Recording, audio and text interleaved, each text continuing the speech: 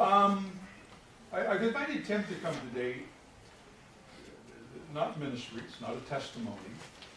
I've asked Tim to come because this is somebody that had it rough, locked up 8 times in my facility, ministered to him a long time ago, 8 different times.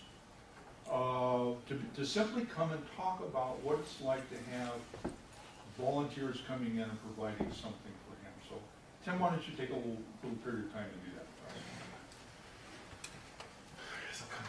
First off, I just want to say thank you for everything you guys do. If I just said everybody in here has worked with the probation department in some way for 5 years, we probably have over 100 years of time that you guys have put in to help people. And even though I'm big now and I'm a grown-up, I am one of those kids. And I know there's a lot of statistics that all you guys have seen about repeat offenders. And the kid that grew up, this is my story, with a mom that's a heroin addict, that a dad that is not around, that's locked up 8 times. The mathematical probability of me standing up here today talking to you, there aren't numbers. There are no numbers. Kids like me are statistics. They're dead. They're in prison. My brother's been in prison 6 times. And I thank you from the bottom of my heart for, you made the decision to be in this career for some reason. I don't know what that is. I think most of the people in this room said, you know, we're going to make a difference somehow. And I know it's frustrating. I've been a volunteer for 10 years doing this volunteering and talking to kids. And I know it's super frustrating when the kids just keep coming back and coming back, and you're like, Johnny, you're back again, right? And it gets so frustrating. But I just want to tell you that all the time and the energy that you put in, if I'm not an example, there really isn't one of the energy does pay back. And it may be I'm 1 out of 1,000,000. I don't know what the number is. I just know I look at the staff that was in juvenile hall, not just from the faith side, but also just the staff that kept talking to me and kept saying, hey, Tim, you can do it. It did pay off. It took a long time. And I was one of those kids that just kept banging my head against the wall and just kept doing the same thing over and over and over again. I just kept doing it. But for me, the thing that just was the biggest thing in my life, the first time I was locked up, I was 13. So I was a little kid, you know. And I was locked up in juvenile hall. And my mom, she had faith. She believed in Christ, but she was a dope fiend, really. So like she'd make us go to church on Christmas and Easter, and that was it. If you didn't go, trust me, one time I didn't go, I got beat down. So I knew I had to go. But for me, I would get in, and the thing about people of faith that just touched me was they looked at me as if I wasn't, I mean, staff back in the day, which is back in the day, I think is a little different than today. I think the regulations were a little different. And I think that staff would kind of look at me, and I'm sure by the time I was locked at the 4th, 5th, 6th time, I know people would look at me and look at me like, you know, he's a lost cause, you know. And mathematically, they're right. I mean, I was a lost cause. I was the kid that odds are would continue. I would be a lifetime criminal. I would be in prison or dead. But the one thing about the people of faith that just continued to resonate in me was they would just keep coming back and bugging me. Yeah. Come on back to church, come on back to Bible study, right? And the shame of being locked up over and over and over and over again, I can't explain it to you, I can't express it to you. It is shame. When you go back and you see your probation counselor, and he's like, oh, Tim, you're back again, and I can't explain it. There's no words to tell you what that shame is like. When you thought in your mind, this was the last time, and it's the 7th time, right?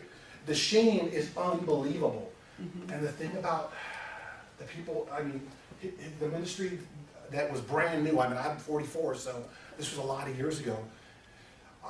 They would come back to me and have a smile on their face. How can you be glad to see me again? It's unbelievable. They're happy to see me again versus the system looking at them like, oh man, Tim's back again, right?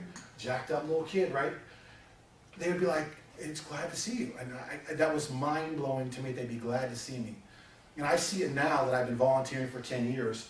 And I know this is 100% faith I'm going to give you right now. I look at the system locks kids up, and I know we all want correction, right? We want the kids to change their lives. But for me, when I see Johnny come back in and I see him again, I look at it as it wasn't the judge that said him, it wasn't the parole officer, it wasn't the probation officer that violated him. It was God made the decision that Johnny's coming back.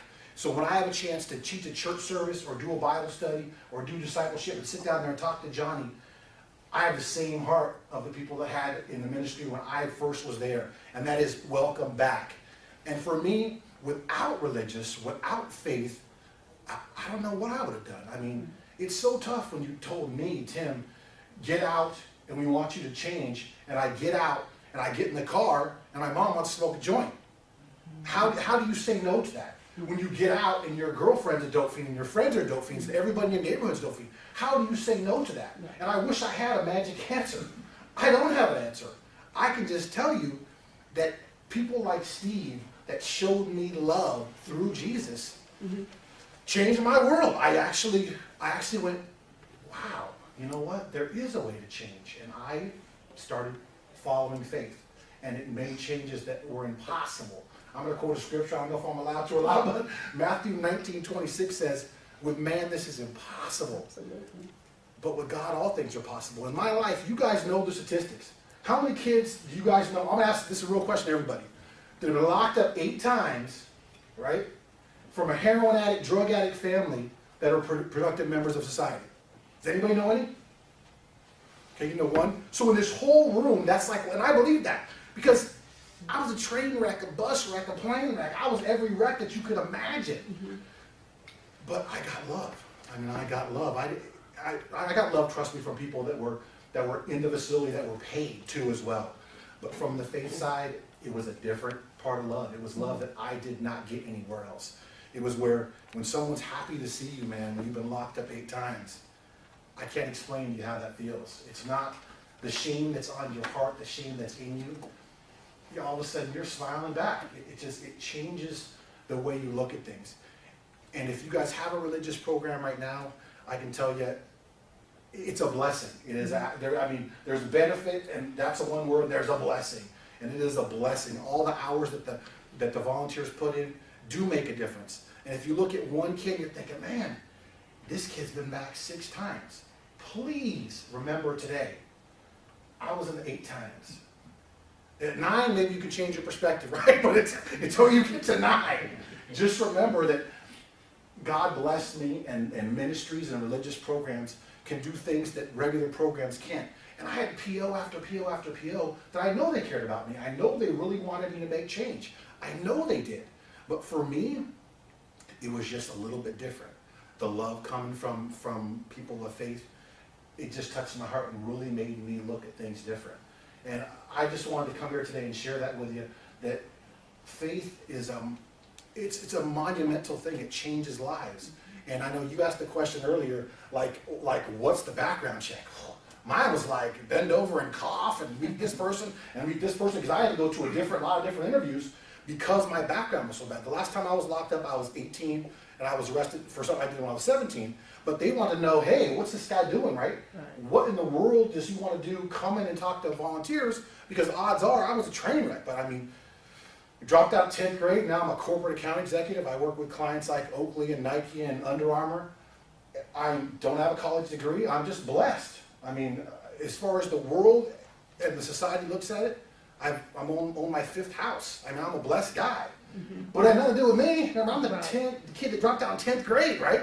That's been locked up 8 times. That was a dope fiend. That's me. So I hope that you don't see me. I'm just the guy walking around the train wreck, right? It's a blessing. This is what faith can do. It has nothing to do with me, because if you look at the statistics, I'm invisible. I shouldn't even be here. Faith and programs like this that have to do with faith can do things that we can't even explain to you. There aren't even words I can tell you that are going to tell you what they do. I can just say I'm an example of a kid that was a train wreck. I'm a little bit bigger now. I'm still a little bit of a train wreck. You ask my wife, trust me, I just don't do things to get me locked up anymore. These programs make all the difference in the world. And I just thank you guys for all the time and energy. I know you guys have been years and years and years and years dumped into kids, and I know it gets frustrating. Please don't give up on me. Don't give up on us. You guys make a difference. You do, and I know that you almost never see that. You never see the kid that comes back and says, hey, Gary, you know what? Thank you, man, for everything you do. I'm one of them. I'm one of those kids that no matter what, you may be doing this 10 years, I'm like, man, I must see no kids that come back and no one changes. They do. It does make a difference. You got a question? I just wanted to quantify the one person that I did know it was faith that made a difference in his life. I'm not sure if you're familiar with Napoleon Kaufman. Absolutely. I used to work with him. Yeah, so I helped build a church with him, and so his story was similar to yours, and it was people of faith that carried him through and got him out of the detention schools. And he had a heroin addict mother and an absent father, and it was the people of faith that helped him choose a different path in life. Yeah, actually, I'm in the graphic industry, and Napoleon Kaufman owned the company that we merged with. Oh, So I know him very, very, yeah, very well. yeah. Yeah. Small world, right? Yeah. But I just want to thank you guys for all that you do, and I just wanted to express that I know it seems like very often in what we do, it's very, very frustrating. It doesn't seem like things make a difference. But what I can tell you is faith makes a difference that you cannot even imagine. And for me, I wouldn't be standing up here without it. Thank you guys.